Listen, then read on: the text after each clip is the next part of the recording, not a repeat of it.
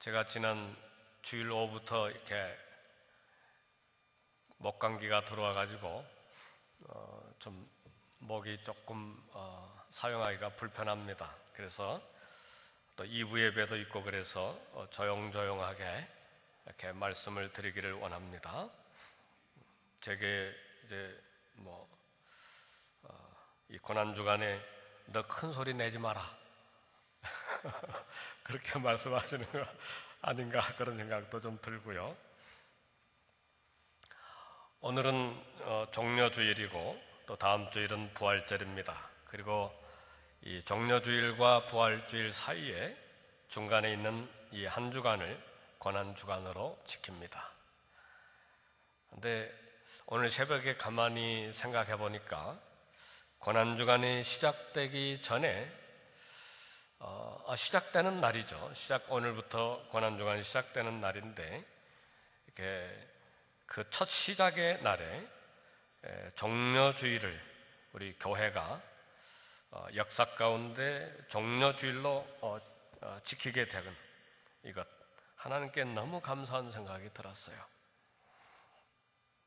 우리 주님이 그저 살과 살을 찢기시고 피를 이렇게 흘리시고 죽으셔야만 되는 그런 고난의 주님으로만 우리가 일주일을 보내야 되는데 이 첫날에 우리 예수님께서 온 땅에 왕으로 선포되는 이날, 이 종려주일이 얼마나 축복인가. 왕이 기꺼이 왕으로서 목숨을 빼앗긴 것이 아니고 왕으로서 목숨을 우리에게 기꺼이 스스로 주시는 것이 십자가의 사역이기 때문에 참 오늘 종려주일이 너무 우리 교회에 또 교회 역사 가운데 축복이다 그런 생각이 들었습니다.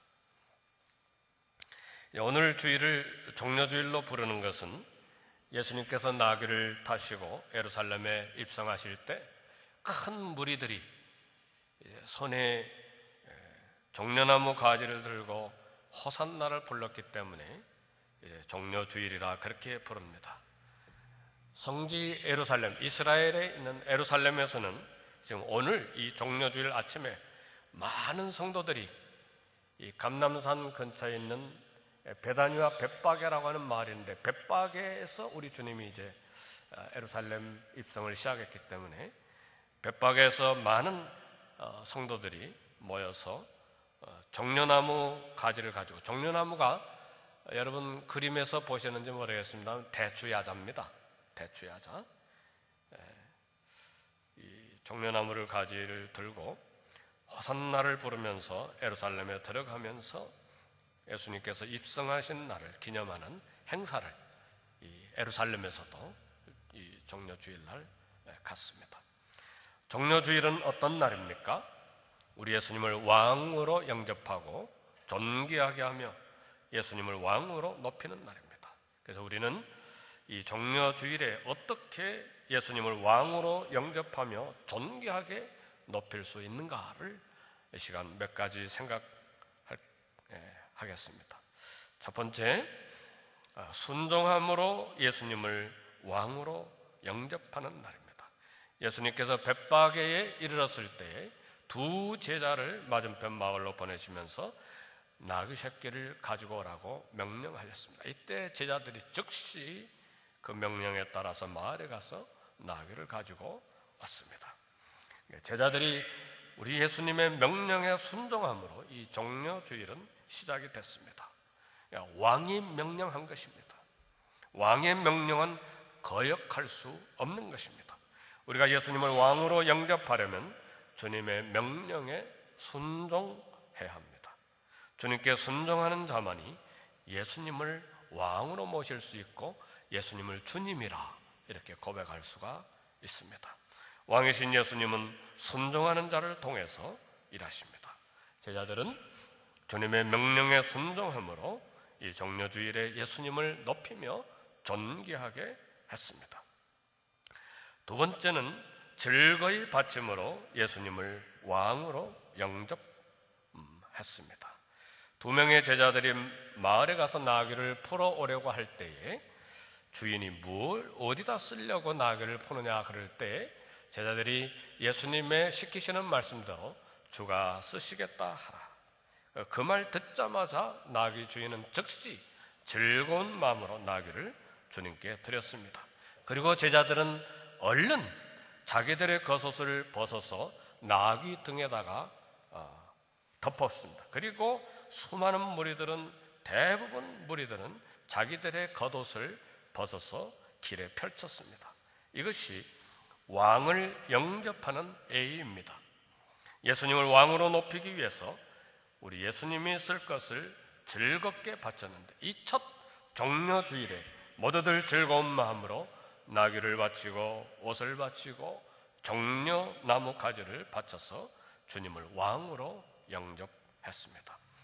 오순절의 교회가 성령 충만을 받은 후에 나타난 현상 중에 하나도 왕이신 예수님을 주님으로 고백하게 되니까 주님께서 쓰시도록 즐거운 마음으로 시간을 드리고 재능을 드리고 마음을 드리고 물질을 드렸습니다.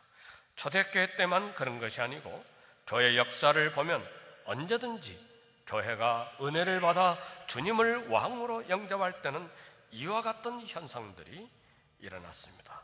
지금도 오늘날에도 마찬가지입니다. 우리 사랑하는 교회도 주님을 왕으로 모시고 주가 쓰시겠다라는 이 말씀, 그리고 주의 집에 양식이 있게 하라는 이 말씀을 하나님의 음성으로 듣고 순종한 여러 가정들이 있습니다. 예수님을 왕으로 모신 가정들이죠. 성경은 히브리어로 미크라라고 합니다. 이스라엘 나라 말로 성경, 그럼 미크라라는 말은 부르심이라는 말인데 부르다라고 하는 말에서 왔습니다. 그러니까 성경이 부르심이라고 하면 성경은 읽고 토론하는 책이 아니라 부르심을 들어야 될 음성입니다. 부르시는 거니까, 성경이 부르심이니까 그러니까 듣고 순종해야 하는 것이 성경입니다. 우리 교회에 주님을 왕으로 모시고 부르심을 듣고 헌신하는 분들이 많이 있어서 감사하고, 또 이 종려주일에 우리 왕을 어떻게 예수님을 왕으로 모시느냐, 말씀 음성을 듣고 거기에 따라 헌신하는 것이 예수님을 왕으로 모시는 종려주일에 우리가 기억해야 될 말씀입니다. 세 번째는 많이 모임으로 예수님을 왕으로 영접할 수 있습니다. 종려주일에 수많은 사람들이 왕이신 예수님을 중심으로 모였습니다. 베다니에 사는 나사로가 부활하였다는 소식을 듣고 나사로를 구경하기 위해서, 그리고 또 이 나사로를 다시 살려낸 예수님이 도대체 누구인가를 보려고 에루살렘에 수많은 사람들이 모였어요.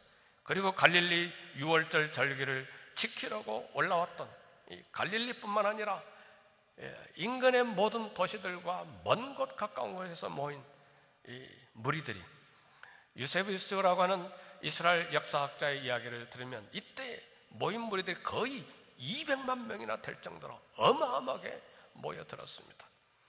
그래서 예루살렘에 있다가 예수님이 오신다는 소식을 듣고 영접하러 나온 사람들입니다. 남자, 여자, 노인, 어린아이들까지 예수님 앞에 서고 뒤에 서고 옆에 따라가며 예수님을 높이며 왕으로 영접했습니다. 왕으로 가는 곳마다 사람들이 모여요. 그렇죠? 미국의 오바마 대통령이 한국을 방문하면 수많은 사람들이 모이잖아요. 옛날에 우리 중고등학교 때 맨날 불러다녔잖아요. 대통령 간다 그러면 막 몰래 갔잖아요. 일부러도 부르고. 왕이 가는 곳에 사람이 모입니다. 그것은 왕에 대한 예의입니다. 히브리서 10장 25절에 보니까 모이기를 패하는 어떤 사람들의 습관과 같이 하지 말고 오직 권하여 그날이 가까움을 볼수록 더욱 그리하자 그랬습니다. 초대교회 때도 예수님 혼자 믿어도 되는데 모일 필요가 없다, 그런 무리들이 있었던 것 같습니다. 그러니까 히브리서에서 모이기를 패하는 어떤 사람들의 습관과 같이 하지 말라, 그렇게 이야기한 것이죠. 옛날에도 오늘날에도 언제나 모이기를 피하는 그런 사람들이 있어요. 신앙생활에서 개인 기도도 하고 개인 성경 공부도 필요합니다. 그러나 그건 한 면일 뿐입니다. 모여서 기도하는 것이 더 필요하고, 성경 공부는 더욱더 모여서 해야 되고, 예배는 더욱더 모여서 예배를 드리는 것입니다. 이것이 모임으로 예수님을 왕으로 영접하는 우리의 자세가 되어야 될 것입니다. 성령 충만도 한 사람이 기도해서 오순절에 성령 충만이 임한 것이 아닙니다. 120명이 다락방에 모여서 열흘간 계속해서 기도함으로 역사적인 성령 충만이 오순절에 임한 것입니다. 이 고난주간의 특세 기간에 특별히 모이기를 힘쓰시고 열심히 모여서 기도하는 가운데 예수님을 왕으로 높이는 우리가 되어야 될 것입니다. 모이는 건 굉장히 중요해요. 에티오피아에 있는 콥틱 교회가 있습니다.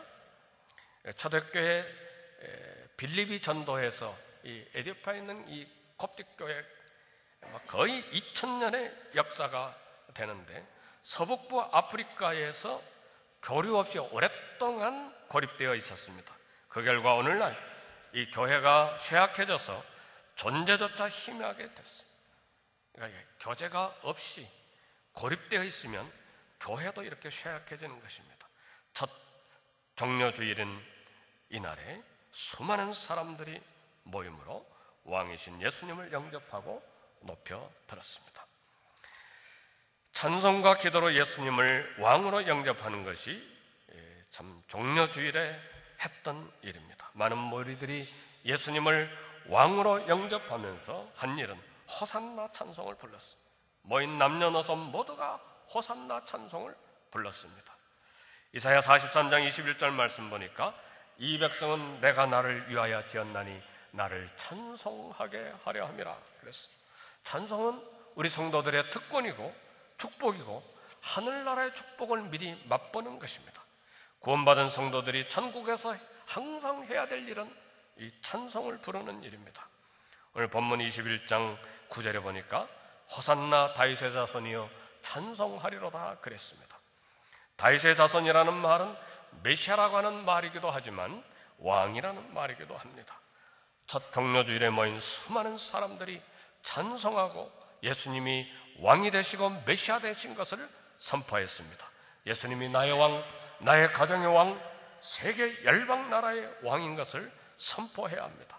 호산나라고 하는 말은 이제 구원하소서, 이제 구원해 주십시오라고 하는 뜻입니다. 호산나는 찬송인 동시에 기도입니다. 우리가 예수님을 왕으로 영접하고 찬송하고 그 다음에 해야 될 일은 간절히 기도하는 것입니다. 이제 나를 구원하소서, 이제 내 가정을 구원해 주소서, 이제 저 형제와 자매를 구원해 주소서, 이제는 이 도시를 구원해 주소서, 내 민족을 구원하시고 미국을 구원해 주소서. 기도해야 되는 것입니다. 특별히 고난주간에 우리 교회는 특별 새벽 기도회를 갖고 기도합니다. 우리 모두 한 주간 하나님의 은혜를 기대하고 영혼 구원을 위해서 함께 모여서 기도할 수 있기를 바랍니다. 말씀을 마칩니다. 예수님을 왕으로 영접한 결과가 무엇입니까? 첫 종려주일 예루살렘이 예수님이 왕인 것을 선포한 결과가 무엇이냐면 온 예루살렘 성이 소동했습니다. 이는 누구냐? 만일 이스라엘 역사가 유세비우스 말이 정확하다면 200만 명이 넘는 사람들이 모이는데 온 성이 소동한 거예요. 오늘 본문 21장 11절 보니까 무리가 이르되 갈릴리 나사렛에서 나온 선지자 예수라. 예수님이 이름이 예루살렘뿐만 아니라 모인 수많은 사람들에게 선포가 되고 전파가 됐습니다. 예수님을 왕으로 모시고 진실하게 순종할 때, 찬양할 때에, 기도할 때에 우리 주님의 이름이 증거되는 것입니다. 예수님이 왕으로 예루살렘에 입성하여서 제일 먼저 가신 곳이 성전입니다. 성전뜰, 특별히 이방인들이 모이는 뜰입니다. 성전뜰에서 돈 바꾸는 사람들, 비둘기 파는 사람들이 우글거렸어요. 예수님이 채찍을 드셔서 매매하는 사람들 다 쫓으시고 그 다음에 돈 바꾸는 사람들의 상을 엎으시고 비둘기 파는 사람들의 의자를 다 둘러 엎으셨어요. 그리고 말씀하시기를 내 집은 만민의 기도하는 집이라 일컬음을 받으리라 하였거늘 너희는 강도의 소굴로 만들었다 그랬습니다. 성도 여러분, 이날은 감히 어느 누구 하나 입을 열며 반대하는 사람이 없었어요. 이날에는 누구도 이 우리 예수님의 하시는 일을 감히 입을 열어서 반대하는 사람이 없었어요. 예루살렘에 예수님의 원수들이 많았지만 이날은 왕이 오시는 날이요, 감히 왕이 오시는데 누구도 대들지를 못했어요. 예수님을 왕으로 모실 때 우리 성전이 깨끗게 되십니다. 예수님을 왕으로 모실 때 내 가정이 깨끗해지고, 예수님을 교회의 왕으로 모실 때 교회와 사회가 깨끗해지는 것입니다. 오늘 종료주일을 맞이해서 나와 우리 가정과 교회가 이런 축복을 받아야 되는데 무엇으로 이 거대한 하늘의 축복을 받을 수 있겠습니까? 예수님을 왕으로 모시고 주님의 명령에 순종하고 주님이 쓰시겠다면 즐거운 마음으로 드리고 주님을 중심으로 모이게 힘쓰고 찬송하고 기도함으로 이 복을 받을 수가 있습니다. 우리 144장 1절만 부르시고 우리 장로님들 나오셔서 분명 준비해 주시기 바랍니다.